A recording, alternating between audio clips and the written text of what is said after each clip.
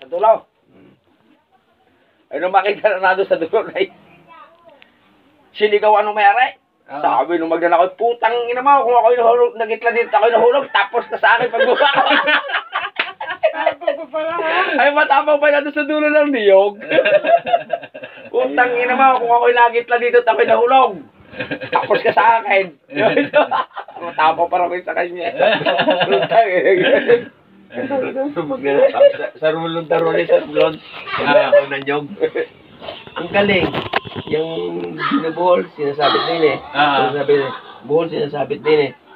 Ay ngayon ko, pagkalasa yung kidlat, sabi, sige ba, dagdagi pag kidlat at para makita yung pagulang. Yung pala yung kinakamera ng may-ari. Cellphone na. Ay, walang kaligtas-ligtas ka nga.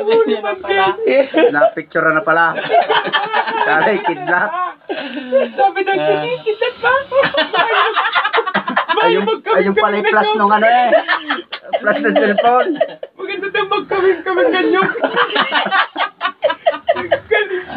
Salo ko naghanip na yun. Ay, nako. Isa pa kidlat. Plus na pala, plus. Yung pala Flash ng camera. na-picture na namin flash ang camera. Ayaw sa tukat ng palaw. Oh, mayabang talaga magkwento. Dahil ako nakwento ko rin ng yabang. Putang kinakato na yan. Sabi ko, may napayang ining yan. Sa amin doon, ang motor, dalawang motor, maglaban ng karira. Nagpamula sa Pinamalayan. Pamputang Basod. Ay, naputol ka ako yung tambos sa Gloria. Ay, nasa Basod na bilal yung tambos sa doon na under pa. Ayun na matindi. Oh, ay, sabi ko, naputol yung tambutso na lagdag sa Gloria, nasa Basod na, binalgan. Na-under pa yung tambutso eh. Ay, ko ganyan. Hindi ko sila nakagaya. Mayabang din pala kayo. Matindi rin pala yun. Aba, lalo nang matindi ka, kaya ganun mo tambutso na lang, ibilag yung pina-under pa nung dumatay. Katulad nung nagtanong sa akin, taga-Patangas. Rene, taga-Patangas. Mayabang kayo ha? Sabi niya, Kuya, mga ilang kilo ang kiluhin manok sa inyo?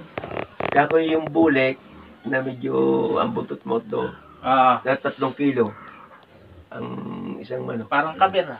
Oo. Bulik ka ang kulay. Sabi, may maunti ba ang kilo manok sa inyo? Dito kayo may manok sa amin. Tinali sa punong mangga.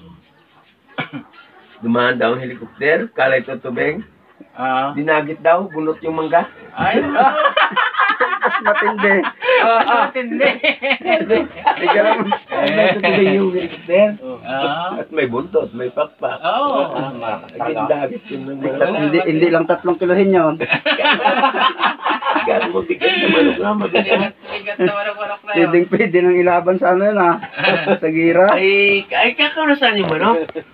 Ay, nawala na kuya, gawa ng binili ka ng taga Manila.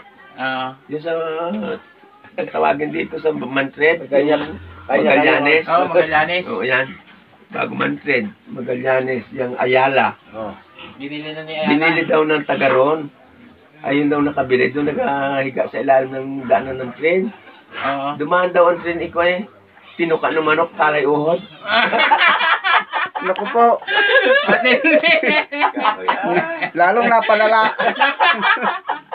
Napalala. Dapat sa probinsya yung dinala eh. Galam mo, dinala ng Maynila eh. Yung helicopter yung naging tutubi. Magkagaya yung mga nakakarumi, sabi na, ang yabang mo hindi ko kaya, pero yung uso mo. Abot na nga tama ko. Ay, kami naman sa Loreto, naman kami sa Purmon. Diyan sa Purmon, naman sa kami. Sabi nung mama, totoo siguro si mama. Ay, ang aming pinatay ay 10 baboy. Bago may baka pa. Kasalan yun. Kasalan. Sabi nung matandang mama eh, ay, ikang pagkadaming karnili natin. Mga boss kayari, may isa naman talubatang nakasagot-sagot. Sabi, nako, saday may hanap pala kay mama dyan. Ikakinsal si Bumbong Marcos, mas madami ang handa. Presidente. Sabi, bakit naman, Otoy? Ay, nagtapong ang presidente ng Amerika. Nagtapong ang presidente ng Japan. Nagtapong. Lahat ng presidente nagtapaw. Nagtapong. Hindi ko kayo may maniwala, mamay. Ang lutuan isang hektarya, Tagalog ako. Walang makahingi ng sampol. Ay, ka lang, may Tagalog bako.